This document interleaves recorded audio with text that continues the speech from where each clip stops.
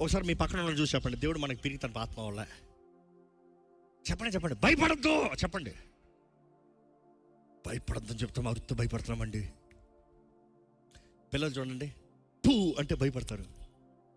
ఎప్పుడైనా పిల్లలు మీకు బూ అని మీరు భయపడింది చూసారా? అట్లా కానీ మీరు భా అన్నారు అనుకో, నా కూతురికి నేను ఊరక భయపడతా, అది నన్ను బూ అంటే ఒకసారి నేను అన్న అంతే. ఇంకా ఆ రోజు నుండి చూడాలి, అది వస్తుంది బూ అంటది, మనం భయపడాలన్నమాట. భయపడపోతే మళ్ళీ బూ అంటుంది, మనం అంటే ఎంత సంతోషమో. నాకు అనిపించింది సాతాను కూడా అలాగనే ఉంటుందేమో. నువ్వు భయపడే కొలిది భయపడతా ఉంటాడు, భయపడే కొలిది నువ్వు అంటే వాడు పడిపడి నవ్వుతాడు. దేవుని వాక్యం తెలియజేస్తుంది, దేవునికి సమర్పించుకో, అపవాదిని ఎదిరించు, అప్పుడు వాడు మీ యొద్ద నుండి పారిపోవును. జేమ్స్ 4:7, యాకోబు 4:7.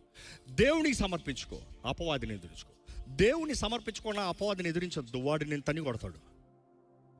దేవుని పక్షాన నువ్వు అంటే అపవాదిని పారదోలే అధికారం నీకు ఉంది. ఎంతమంది ఇక్కడ ఉన్న వారు నమ్మగలుగుతారండి? నజరేయుడైన యేసు నామములో మనకి అధికారం ఉంది అనేది నమ్మేవారు బిగ్గరగా హల్లెలూయా చెప్తారా?